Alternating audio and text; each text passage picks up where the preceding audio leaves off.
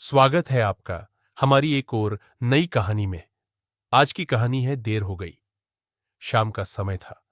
शुक्ला जी अपने पुरानी लकड़ी की कुर्सी पर बैठे हुए बाहर के शांत माहौल को देख रहे थे। घर के बाहर हल्की ठंडी हवा चल रही थी, लेकिन उनके मन के अंदर बेचैनी का समंदर उमड़ रहा था। मन में अजीब सी खामोशी थी, और इस खामोशी के पीछे एक बड़ी पुरानी आदत थी, कमल का इंतजार। सालों पहले की बात है, जब उनकी पत्नी शुक्लाइन उनके साथ हुआ करती थी। हर रात वह कमल का इंतजार करती। बिना उसकी गाड़ी की आवाज सुने सोना उसे नामुमकिन सा लगता। कितनी बार शुक्ला जी ने उसे समझाने की कोशिश की, तुम्हारी चिंता अब बेवजह है। कमल बड़ा हो गया है, उसकी शादी हो चुकी है, अब उसे देखभाल करने वाली निधि है। तुम क्यों इतनी चिंता करती हो? शुक्लाइन फिर भी नहीं मानती थी। उसकी आंखों में वह ममता थी जो हर मां के दिल में होती है। जब तक मेरा लाल घर सही सलामत नहीं आता, मैं कैसे सो सकती हूं? वह जवाब देती। वह रात दर रात जागकर कमल का इंतजार करती, और जब वह देर से आता तो उसकी आंखों में चैन आ जाता।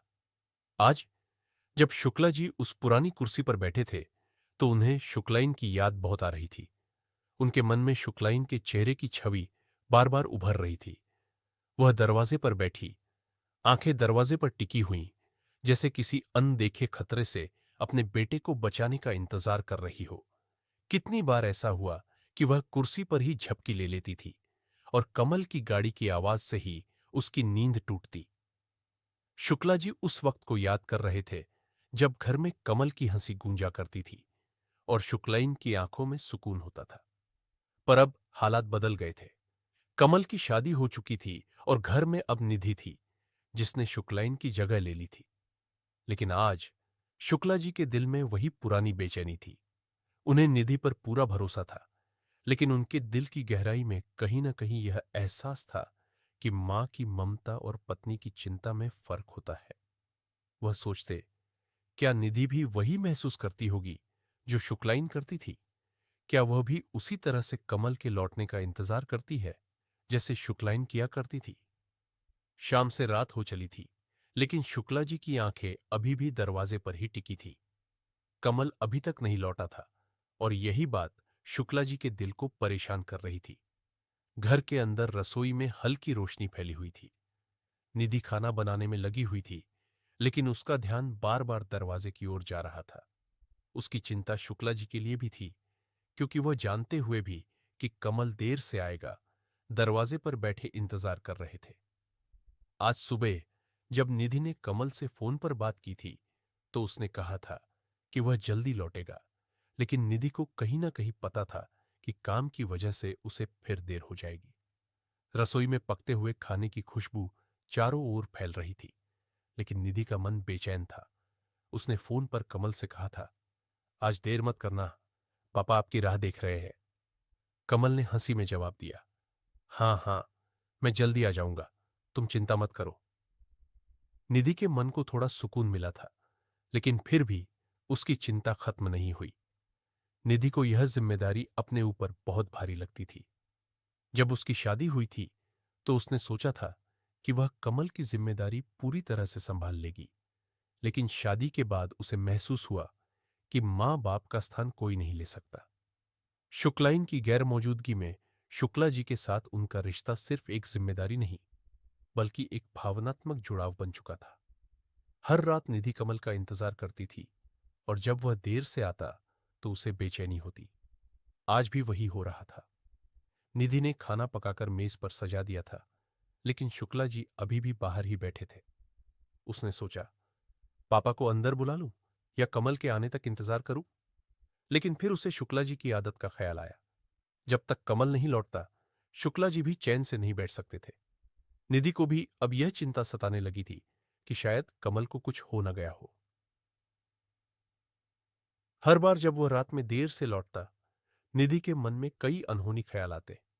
उसे अपनी जिम्मेदारियों का एहसास था, और वह कमल और शुक्ला जी दोनों जब खिड़की के पास खड़ी थी, तो अचानक उसे शुक्ला जी और शुक्लाइन के पुराने दिनों की याद आने लगी।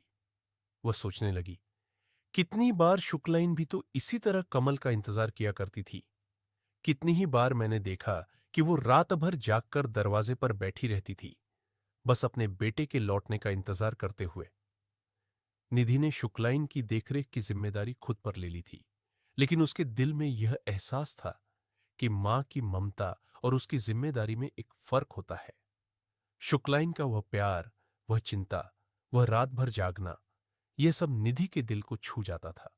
उसने खुद को शुक्लाइन की जगह रखने की कोशिश की और समझा कि शायद आज वह भी उसी तरह की चिंता महसूस कर रही है। लेकिन आज का माहौल अलग था। शुक्लाइन अब इस दुनिया में नहीं थी और शुक्ला जी अकेले रह गए थे। निधि ने खुद से कहा, अब शुक्ला जी के पास कमल के सिवा कोई नहीं है।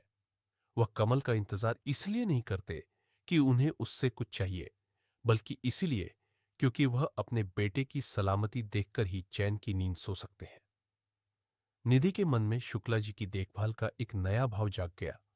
उसने सोचा, मैं शुक्लाइन की तरह तो नहीं बन सकती, लेकिन कमल के साथ साथ अब मेरी जिम्मेदारी भी यही है कि शुक्ला जी को वह सुकून मिले जो उन्हें चाहिए। निधि वापस अंदर आई, लेकिन उसका मन बेचैन था। वह रसोई में बैठकर शुक्ला जी की बातें और उनके चेहरे पर छाई हुई शांति को याद कर रही थी। उसका मन कई तरह की आशंकाओं से भर गया। एक तरफ कमल की चिंता थी, जो अब तक घर नहीं लौटा था, और दूसरी तरफ शुक्ला जी का यूं दरवाजे पर बैठे रहना, मानो किसी अंतिम पल का इंतजार कर रहे हों। निधि ने फिर से खिड़की से बाहर झांका। शुक्ला जी अब भी उसी तरह दरवाजे के पास बैठे हुए थे। उनकी आंखें गेट की ओर थीं और चेहरे पर वही अजीब सी मुस्कान, जैसे वह जानते थे कि यह इंतजार उनका आखिरी इंतजार है। निधि को अचानक याद आया कि शुक्ला जी अक्सर शुक्लाइन के बारे में बातें किया करते थे, कैसे वह हमेशा कमल की चिंता करती रहती थी। उन्होंने एक बार कहा था, जब तक कमल घर नहीं आता था, तुम्हारी मां कभी चैन से नहीं सो पाती थी। कई बार वह दरवाजे के पास ही सो जाती थी, बस उसके लौटने की राह ताकते हुए। शुक्ला जी के शब्द निधि के कानों में गूंजने लगे। उसे महसूस हुआ कि शायद शुक्ला जी भी उसी तरह कमल का इंतजार कर रहे हैं, जैसे शुक्लाइन किया करती थी। लेकिन इस बार कुछ अलग था। शुक्ला जी के इंतजार में एक स्थिरता थी, मानो उन्हें पता हो कि अब उनकी चिंता जल्द खत्म होने वाली है। निधि ने खुद को संयमित किया और फिर से बाहर जाने का विचार किया, लेकिन उसे यह समझ नहीं आ रहा था कि आखिर क्या बात है जो उसे इतना बेचैन कर रही है। उसने अपने आप से कहा, पापा ठीक है, उन्हें बस कमल का इंतजार है। जैसे ही कमल आएगा, सब ठीक हो जाएगा। लेकिन दिल की धड़कनें तेज हो रही थीं। निधि को लगने लगा था कि यह रात कुछ अलग है, कुछ अनहोनी की आहट है। रात गहरी हो चुकी थी। शुक्ला जी अब भी दरवाजे के पास कुर्सी पर बैठे हुए थे।